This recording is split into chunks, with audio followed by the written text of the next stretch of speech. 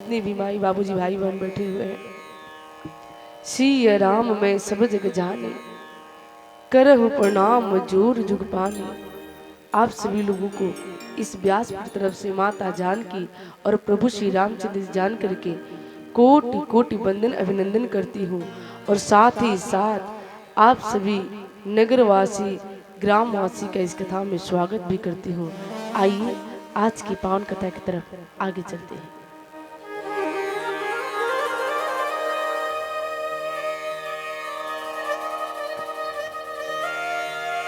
हर दिन की भांति आज भी अपने समय अनुसार कथा को शुभारंभ कर चुके हैं।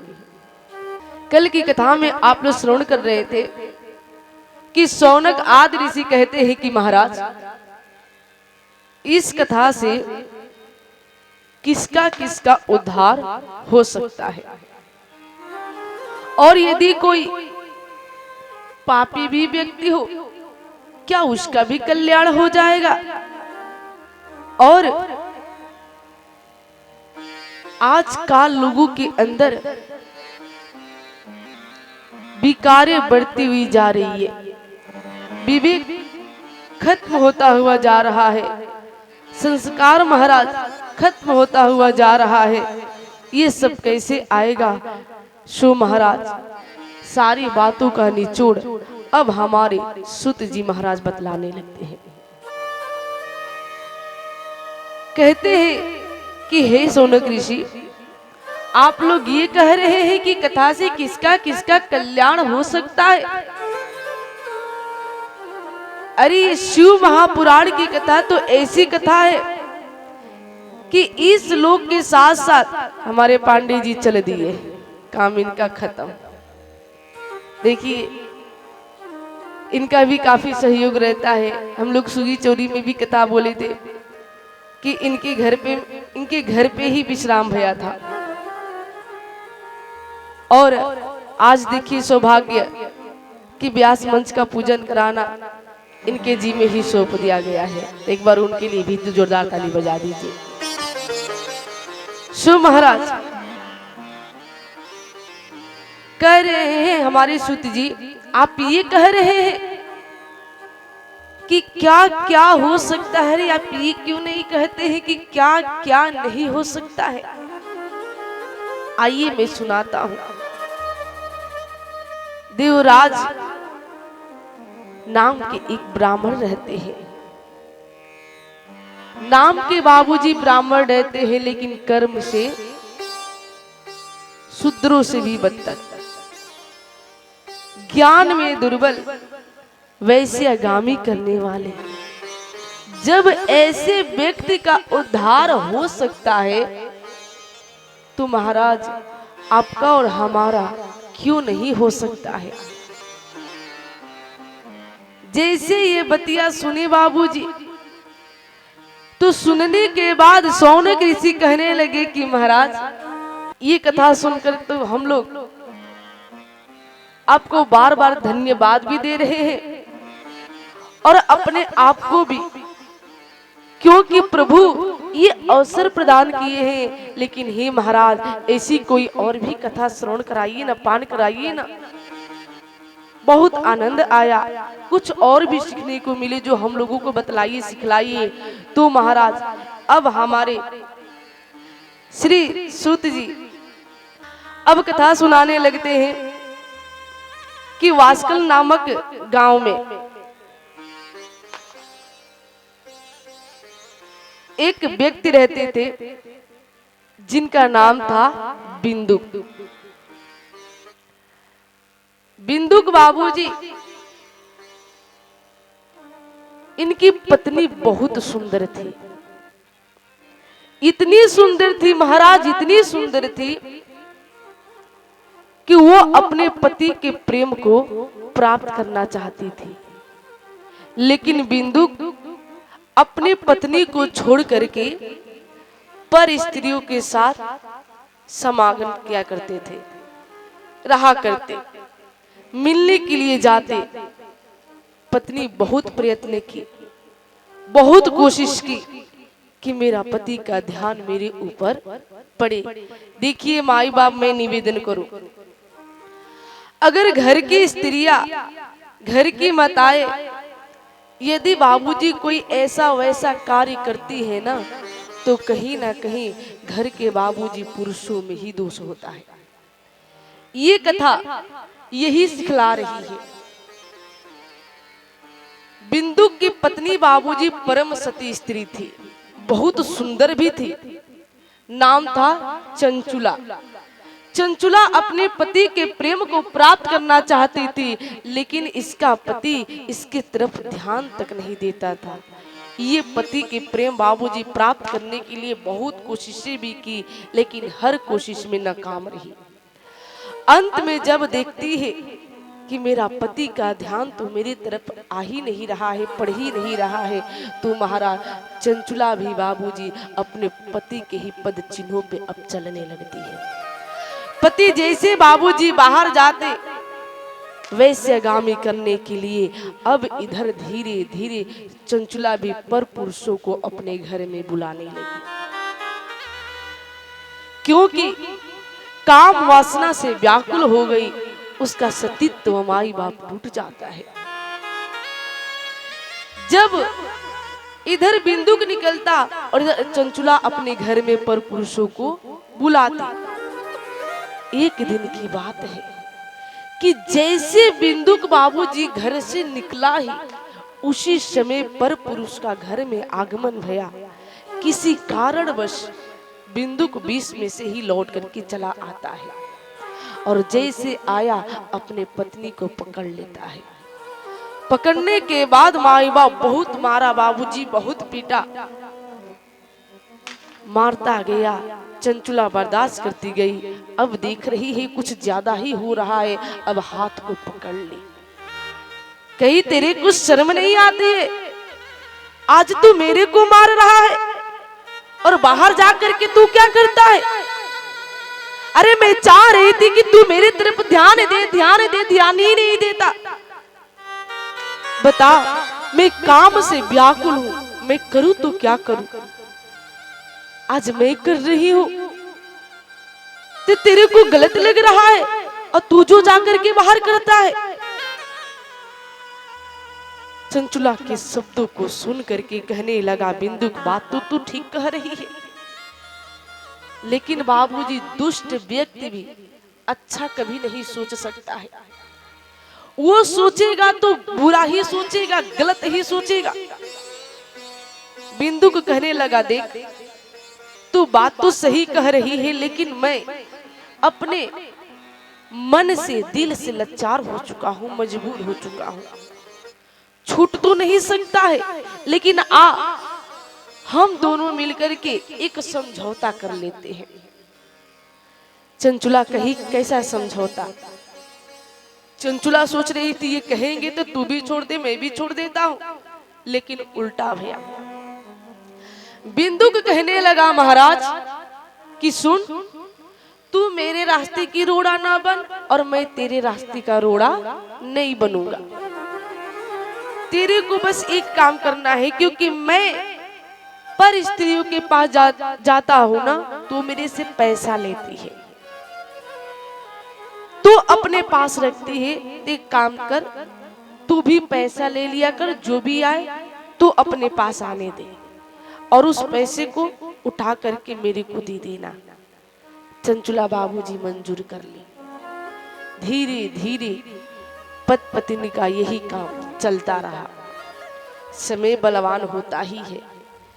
बाबूजी कुछ दिनों के बाद बिंदु अपने शरीर का त्याग कर देता है। जैसे शरीर का त्याग किया, सूत जी कहते हैं कि हे शौनक ऋषि, अब चंचुला भी बूढ़ी हो चुकी है। एक दिन की बात है कि चंचुला के भाई भतीजे आए और कहे कि चलिए चलते हैं, थोड़ा धाम पे तीर्थ यात्रा भी करके आते हैं। चंचुला पहले जाने से मना कर रही थी। देखिए महाराज, इसी को कहते हैं कृपा। जिनको प्रभु चाहेंगे वही कथवा में आकर के बैठ पाएंगे, सबके बस की बात नहीं है।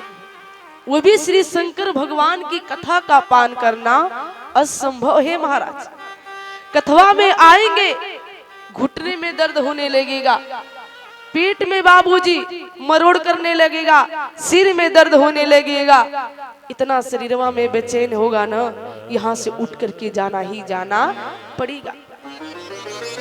अब चंचला अपने भाई भतीजों के साथ जाती है और कहाँ जाती है? गौगण क्षेत्र में जाती है। जैसे गई बाबूजी घूमते घूमते एक मंदिर में प्रवेश की, और जैसे मंदिर में चंचला प्रवेश करती है तो संजोग देखिए उस मंदिर में शिव महापुराण की कथा ही चल रही थी, और शिव महापुराण की कथा में भी वही चरित्र चल रहा था जो बाबूजी जिस चरित्र को चंचला जय श्री राम बड़े विस्तार से निभा चुकी है। जैसे महाराज श्री बाबूजी स्त्रियों पे ही कथा कह रहे थे कि अगर कोई सती स्त्री अपने पति को छोड़ करके पर पुरुषों के पास जाती है तो विधाता यम देवता उनके साथ साथ क्या करते हैं, कैसी सजा देते हैं। खोलते हुए बाबूजी तेल में उसके ऊपर छिड़का जाता है, गर्म छड़ को गर्म किया जाता है और निर्वस्त्र कर करके बाबूजी जैसे चाबुक का मार मारते हैं ना, वैसे अंगों पे प्रहार किया जाता है। चंचला सुनी माई एकदम भयभीत हो गई। तो महाराज श्री तो कथा मेरी पे ही कह रहे हैं। कभी कभी आप जाते होंगे कथा में तो सुने होंगे तो पूरी कथा तो मेरे ऊपर ही हो रही है। चंचला बिल्कुल डर गई, बाबूजी रोने भी लगती है कि मेरे से इतनी बड़ी गलती हो गई है, आखिर इस कष्ट को मैं कैसे सहूंगी, अब सबके समक्ष में कहूं तो कैसे कहूं। महाराज सभी लोग कथा सुन करके जैसे घर को प्रस्थान भय, चंचला महाराज श्री के पास गई और जा करके पूरी बात कहने लगी कि महाराज श्री आप अभी अभी जिस कथा को श्रवण करा रहे थे ना, ये पूरी कथा तो मेरे ही ऊपर हो रही थी। मेरे से बहुत अधर्म हो चुका है, मैं औरत नहीं हूँ, औरत के नाम पे कलंक हूँ। महाराज श्री अब बताइए मेरा कल्याण कैसे होगा, मैं इस कष्ट को नहीं बर्दाश्त कर सकती हूँ, नहीं सहन कर सकती हूँ। पूरी कहानी चंचला बता दी माई। आजकल के लोग का है बाबूजी, गलती भी करते हैं और गलती करने के बाद उसको एक्सेप्ट भी नहीं करते हैं। सबसे बड़ी बात होती है जो भी कर्म किया जाए उस कर्म को माई बाप स्वीकार कर लिया जाए।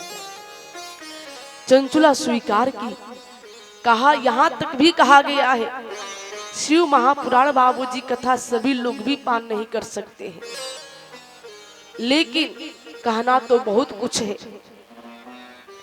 लेकिन कुछ बातों को हम लोग भी काट छाट करके कहते हैं।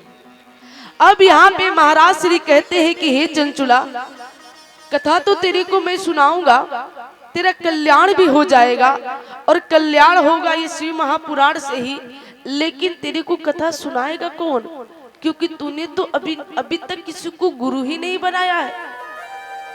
चंचला रो करके कहने लगी कि महाराज मेरे को अपना शिष्य कौन स्वीकार करेगा, मेरे जैसी स्त्री को। अब तो मैं आप ही का चरण पकड़ रही हूँ प्रभु, अब आप ही अपनी शिष्या बना लीजिए। जैसे ये बात सुने महाराज जी बाबूजी, देखिए विद्वान उसी को कहा जाता है कि गलतियां सुनने के बाद बाबूजी आपको अपने आप से अलग नहीं करे। आजकल लोग महाराज क्या करते हैं, साथ सबका सब लोग नहीं देते हैं, बराबरी का खोजते हैं। रिश्ता भी निभाना है, व्यवहार भी निभाना है, व्यापार भी करना है माई बाप, तो बराबरी का तलाश करते हैं। लेकिन यहाँ पे देखिए महाराज श्री कहते हैं ठीक है पहले गुरु दक्षिणा लो। देखिए बाबूजी कल भी निवेदन की थी, आज भी कर रही हूँ। जरूरी ये नहीं है कि यहाँ पे आप क्या कर रहे हैं, कितना हासिल किए, कितना धन कमाए, कितना मकान बनाए, कितना बाबूजी बिजनेस फैलाए, ये तो सब छोटा मोटा काम है। असली काम क्या है, बड़ा काम क्या है, यहाँ पे किस लिए आए हैं उसको जान लेना और इस शरीरवा को माई बाप सफल बना लेना। अब यहाँ पे चंचला बाबूजी रो रही है। महाराज, यदि हम लोग भी माई इस जीवन को नहीं सुधारेंगे ना, तो रोने के सिवा कोई चारा नहीं रहेगा। बस रो करके कही बात कहना पड़ेगा का कि बैठल रोवेली गुजरिया हो, जय हो। चुनरिया में दाग लग गई। हाँ हाँ, बैठल गुजरिया गो, चुनरिया में दाग लग गई। हम तो कैसे जाए पियावा के नगरिया हो, हम तो कैसे जाए पिया के नगरिया हो, चुनरिया में दाग लग गई। हाँ हाँ, बैठल रोवेली गुजरिया गो, चुनरिया में दाग लग गई। जय हो। के हुआ आपन कहावे वाला के बाद, कहे खाती सब के हुआ आपन कहावे वाला की। यही नहीं, सुखवा सब के बाटे, सुखवा सब के बाटे, दुखवा बटावे वाला की बात, कहे खाती सब के हुआ आपन कहावे वाला की। आहा, बैठल रोवेली गुजरिया गो, चुनरिया में दाग लग गई। और साधुगण कहते हैं माई, जब वहां से संदेशा आएगा तो जाएंगे उस बलमुआ के पास, तो का जवाब देंगे हो। भक्त कहते हैं, आइल भगवाना के हमारो संदेशावा, आइल भगवान के हमरो संदेशवा, जाए के हमारा बा पियावा के देशवा, जाए के गमारा के पियवा के देशवा। कैसे पता चलेगा महाराज की संदेशा आ चुका है। माई, जब आंखों से कम दिखाई देने लगे, बाबा जब दाढ़ी और बाल पकने लगे, घुटने में दर्द होने लगे, तो महाराज समझ जाइए अब उस बलमुआ के से संदेशा आ चुका है। बाबूजी यदि कहीं से निमंत्रण पत्र आता है तो बड़ा तैयारी करके जाते हैं। हो डॉक्टर साहब सोचिए तो प्रिया जी के जाते हैं तो कुछ ले करके जाई, और कमेटी के भी कुछ सहयोग करे के बताता नहीं, कुछ सहिहारिये के लेके चली है ना। अब बताइए, जब हम लोग ये छोटे मोटे जब कार्य में आ रहे हैं, ये छोटा मोटा तो है नहीं लेकिन फिर भी कह रही हूँ, और जब ये बड़का कार्य करने के लिए होता है तो कोई तैयारी करता है महाराज, कोई नहीं करता है। वही साधक कहते हैं का आइल भगवान के हमारो संदेशावा, आइल भगवान के हमरो संदेशवा, जाए के हमारा बा पियावा के देशवा, जाए के गमारा बा पियवा के देशवा। बहाना ना चले। कैसा बहाना कि अब ही काच बाड़ी हमारी उमरिया हो, जय हो। काच बाली गमा उमरिया हो, नरिया में दाग लग गई। हम तो कैसे जाए पिया के नगरिया हो, हम ता कैसे जाए पिया के नगरिया हो, हाँ हो बैठल रोवे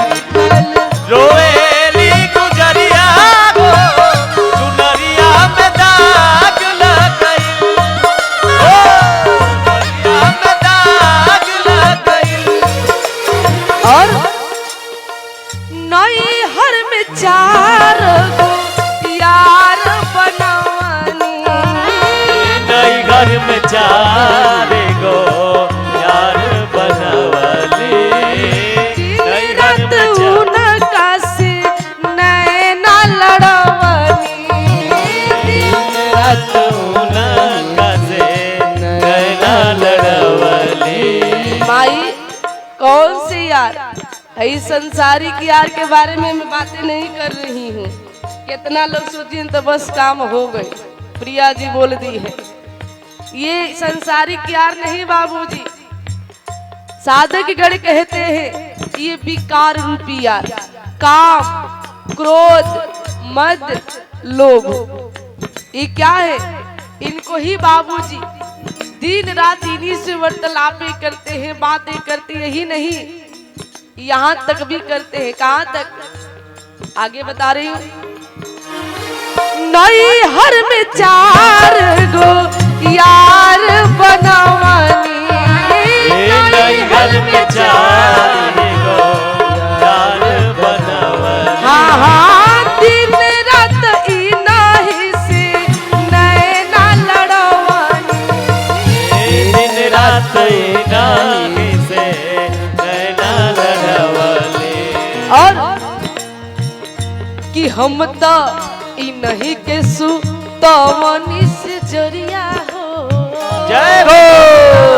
इन्हीं के सुतवनी से जरिया हो, चुनरिया में दाग लग गई, हम तो कैसे जाए पिया के नगरिया हो, हम तो कैसे जाए पिया के नगरिया हो, चुनरिया में दाग लग गई,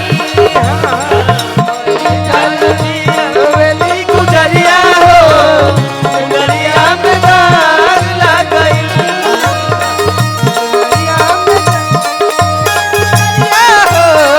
चुनरिया में दाग लग गई। और साधकगण कहते जब दाग लग जाए तो बाबूजी क्या करना चाहिए? ये तो कहल जरूरी बा ना माई। जब ये ना बुझाई तो चंचुला के भांति समझ में कैसे आई? साधकगण कहते हैं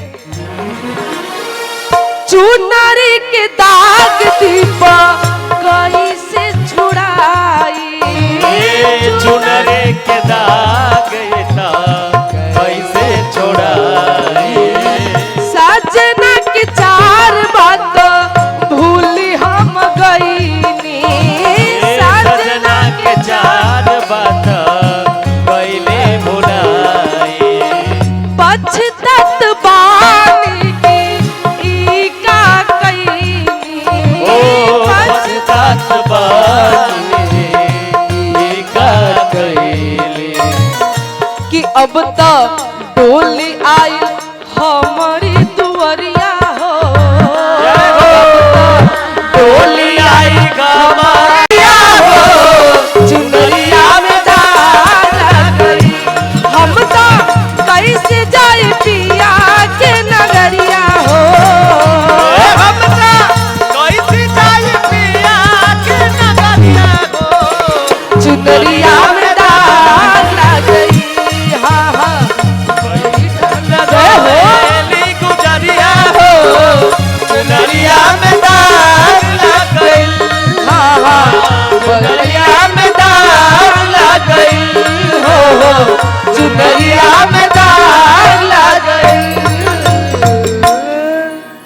कि हम तो कैसे जाइब पियावा के नगरिया हो।